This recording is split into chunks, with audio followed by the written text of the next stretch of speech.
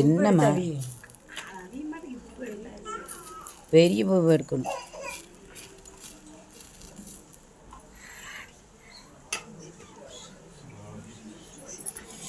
ஒரு சுடராய் உலகேனும் ஆனான் கண்டாய் ஓங்காரத்துட்பொருளாய் நின்றான் கண்டாய் விரிசுடராய் விளவொளியாய் ஆனான் கண்டாய் விளவொளியாய் வேல்வொளியாய் நின்றான் கண்டாய் இருசுடராய் ஓடா இலங்கை கோணை ஈடழிய 20 தோள் இருத்தான் கண்டாய் மறுசுடராய் மாணிக்க குன்று கண்டாய் வளபாடி மண்ணோ மணாளந்தானே.